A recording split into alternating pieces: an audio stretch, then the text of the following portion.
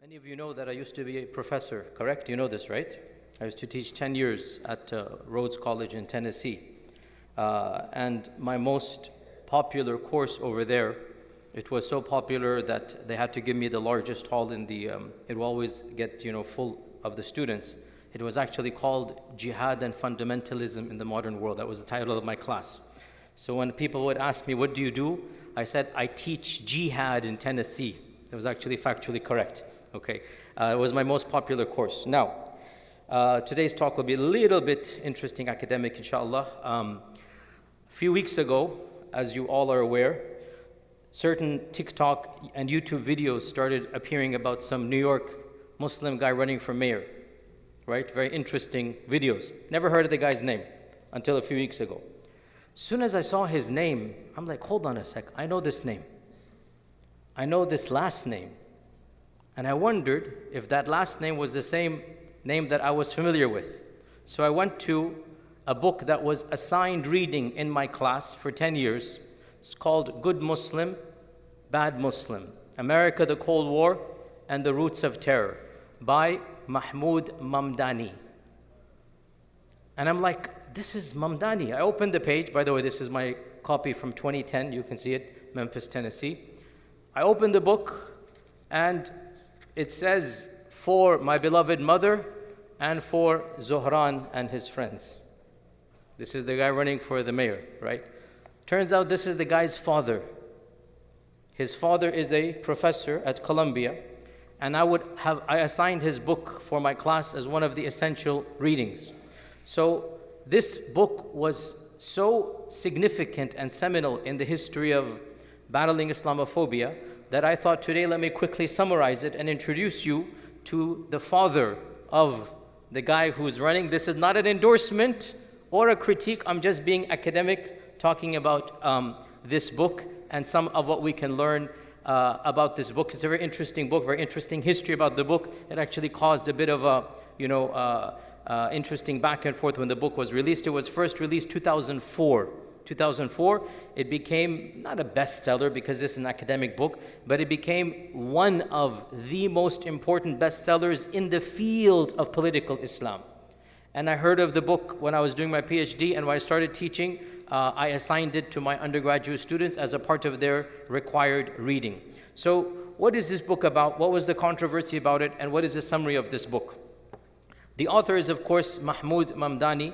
He's an Indian of Gujarati origin, but raised in British Uganda. Uganda was under the British Empire, as was India. And so back then, if you were Indian, if you were Uganda, you have basically under the British Empire. So I don't know his parents or whatever, the guy's parents, whatever, he was raised in Uganda. I don't know when his ancestors migrated there.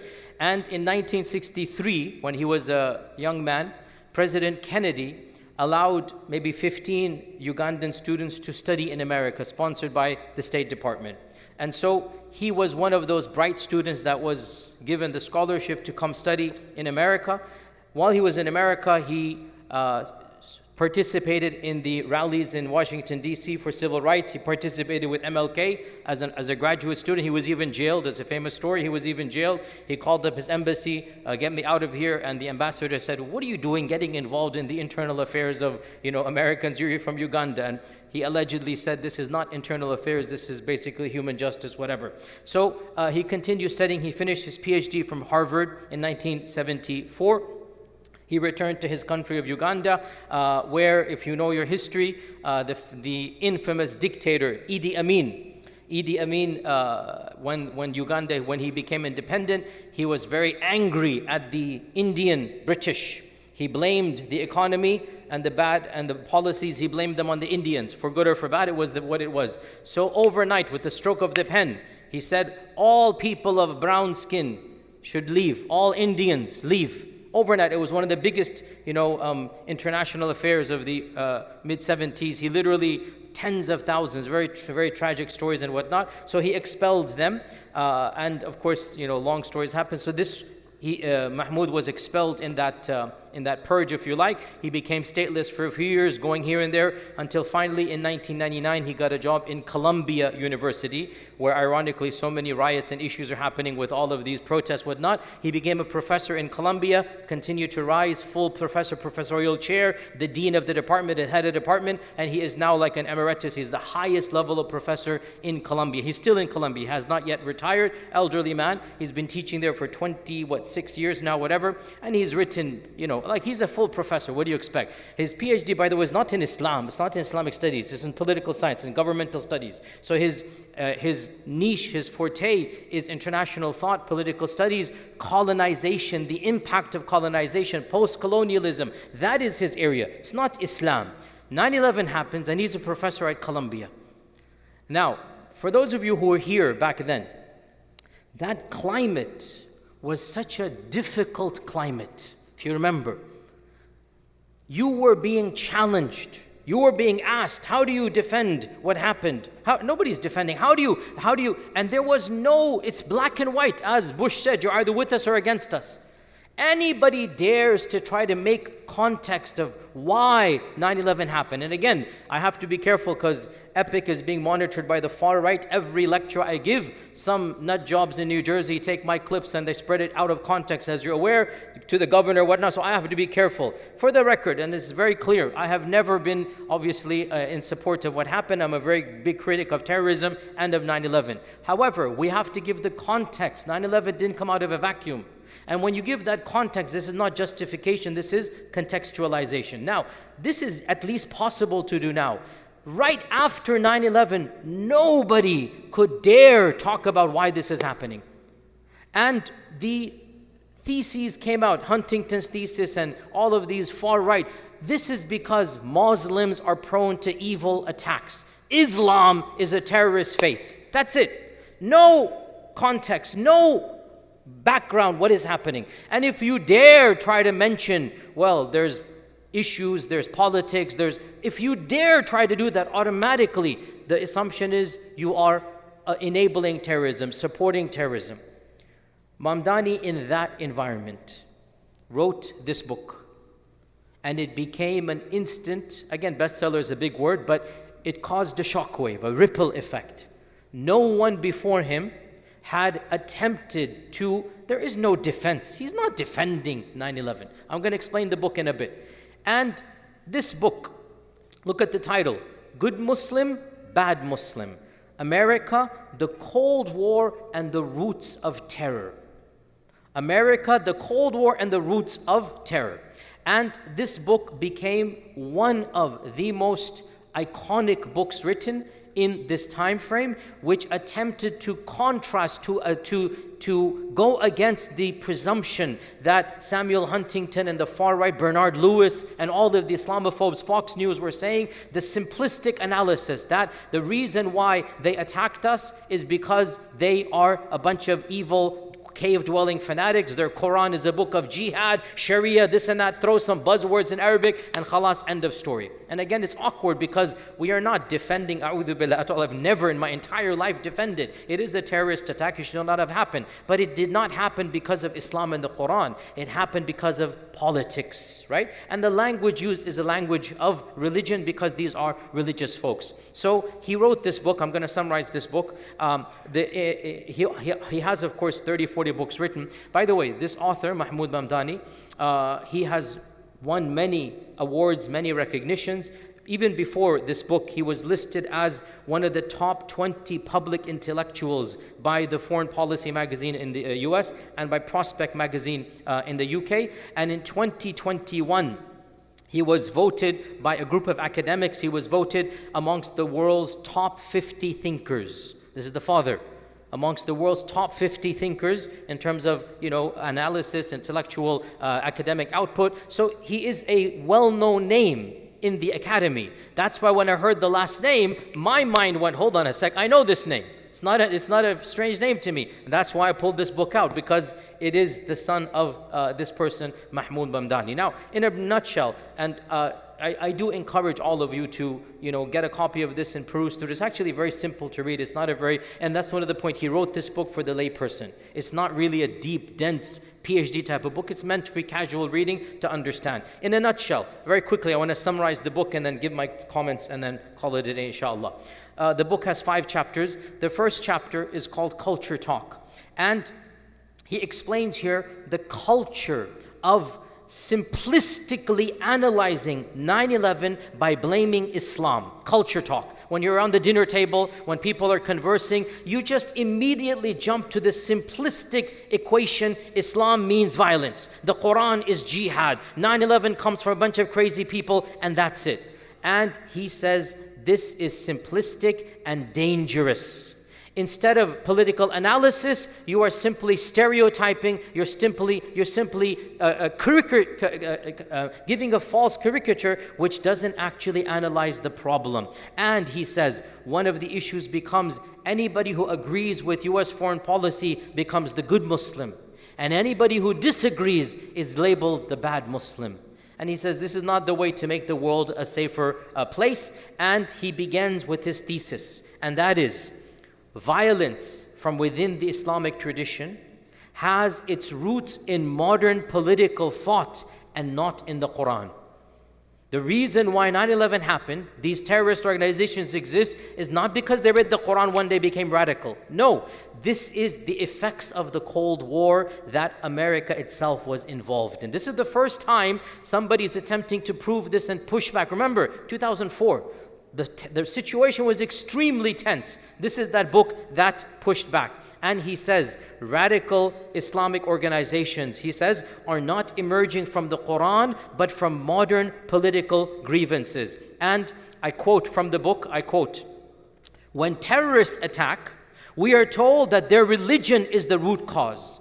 But when America bombs a country, we are told this is an unfortunate necessity that we have to do. So the same violence, in fact, our violence when it's done, American foreign policy kills more people. But violence is justified when it's done in the name of the empire. It's excused. And when it's done by other people, it is simplistically blamed upon the religion.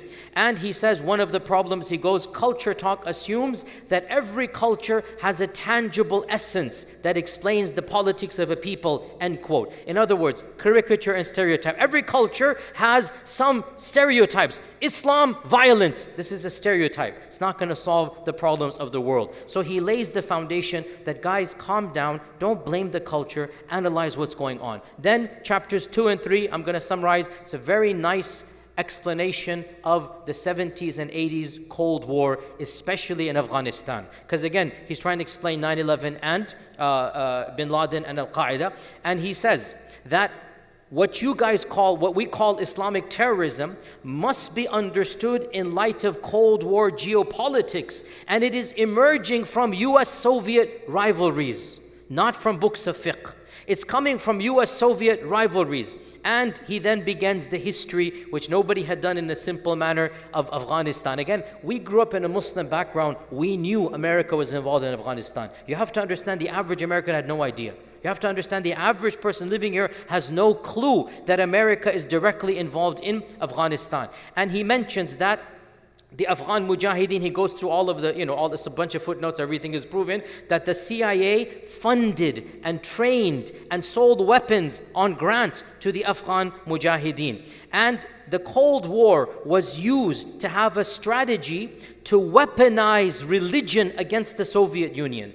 Americans financed the study of religion, Muslims. That meaning Muslim madrasas, Muslim. In fact, Americans actually even published copies of the Quran and distributed them for free. They distributed them for free. They published manuals that encouraged jihad and distributed them to the Afghan people. Why? Because they utilized religion to fight who? The Soviet Union.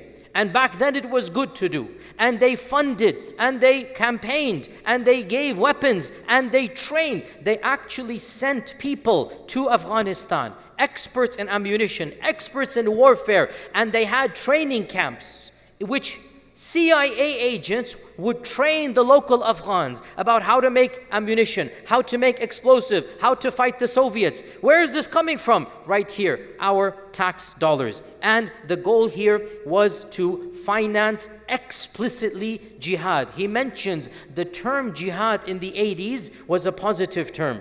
The term mujahideen was a positive term.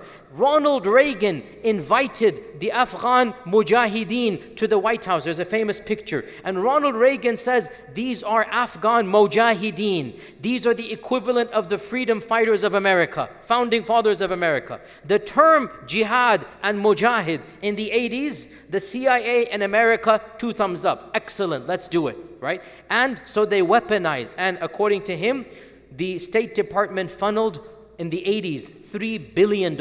I guess now that's worth maybe $8, $9, $10 billion. In 1980s money, $3 billion they funded to the Afghan Mujahideen, the same core group that would eventually become Al-Qaeda. That same core group that eventually became Al-Qaeda, where did they get the money, the weapons, the training from? All of it is coming from here. And he said that America did not think long term.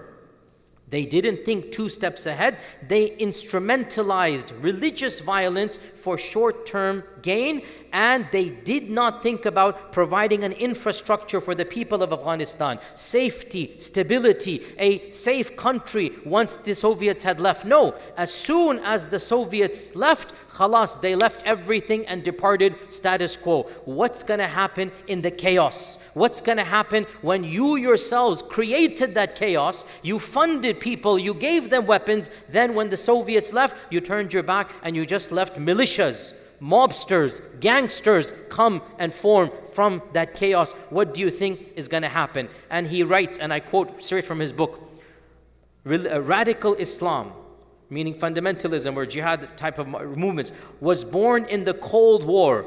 It was raised in Washington and Islamabad, not in Mecca and Medina.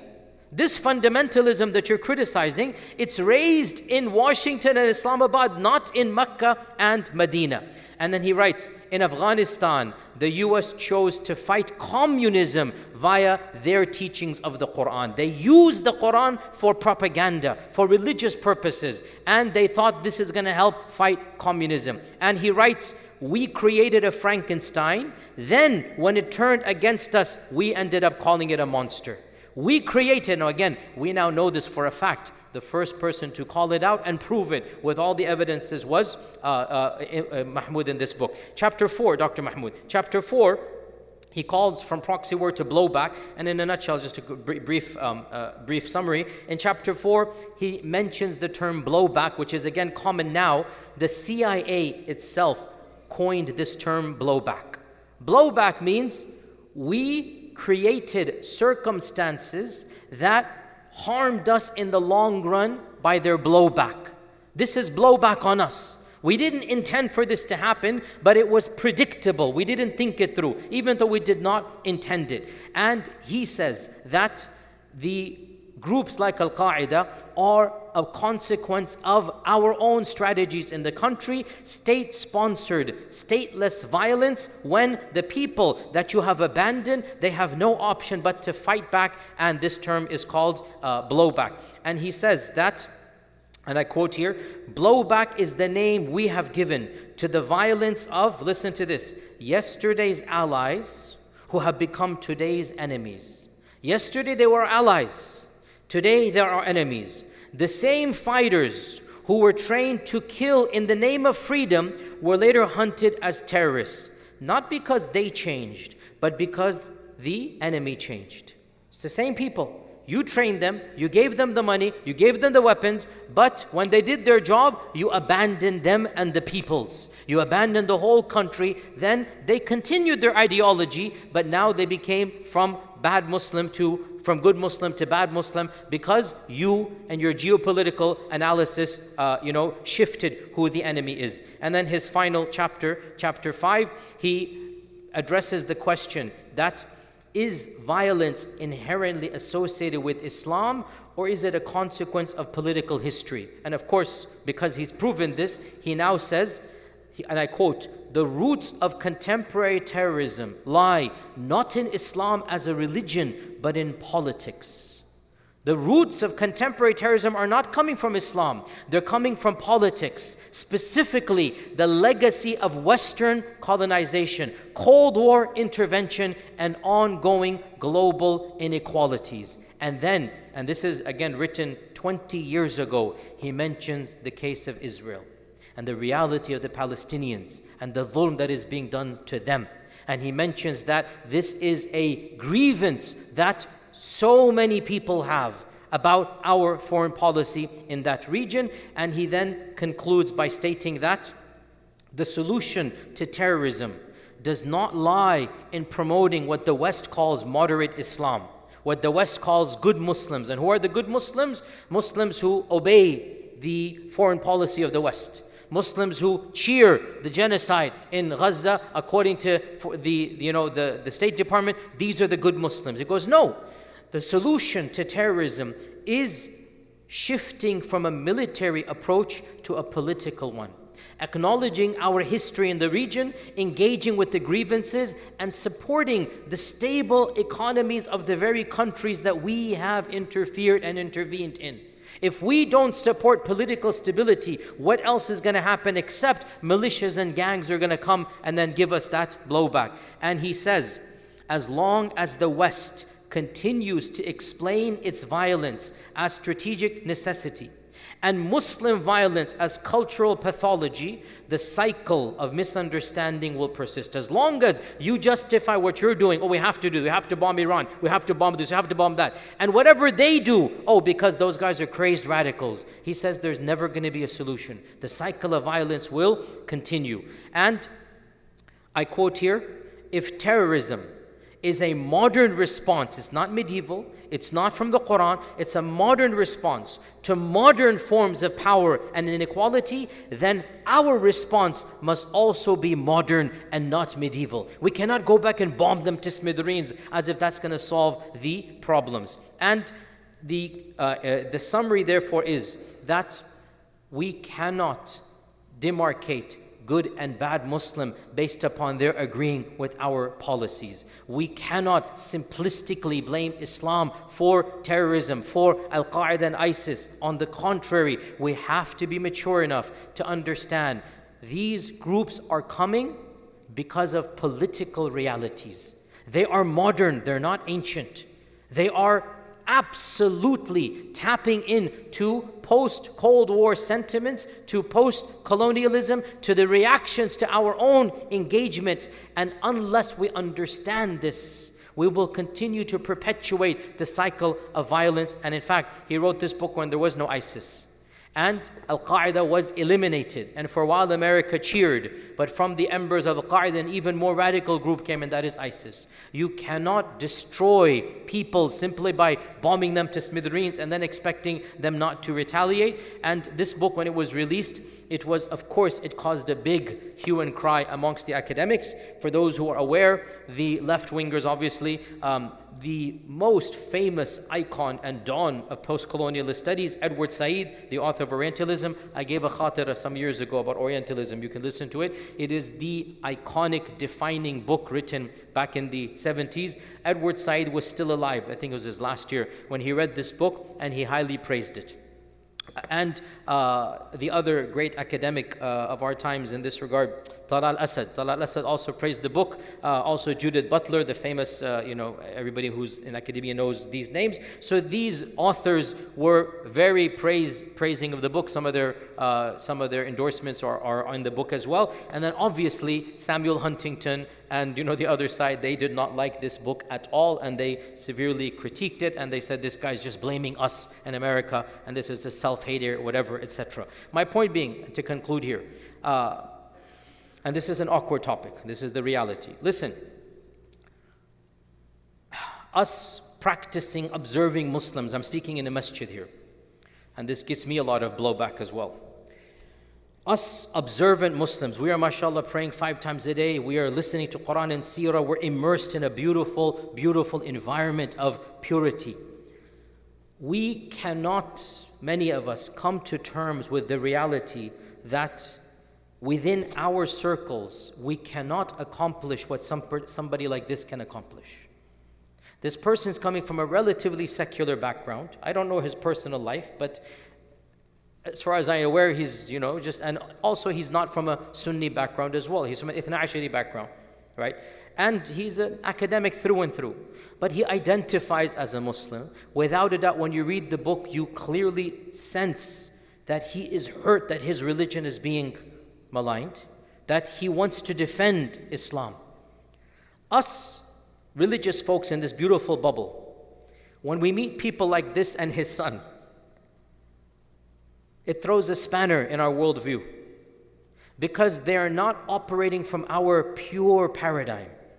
They will say and do things. I'm sure his lifestyle and who he's married to and etc. And the son is also, there is no defense. They're not Maulanas, they're not Imams.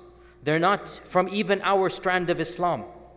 So it becomes very awkward for us religious folks who are not accustomed to dealing with people who are not on our wavelength, but they're still benefiting the ummah in different ways. What do we do with them? And for too often, for too long, for the last 25 years, even pre-9/11, our attitude has been literally, you're with us or against us, this simplistic binary. You either look like us, talk like us, dress like us, believe like us, pray like us, or else we will cancel you and there's no good in you.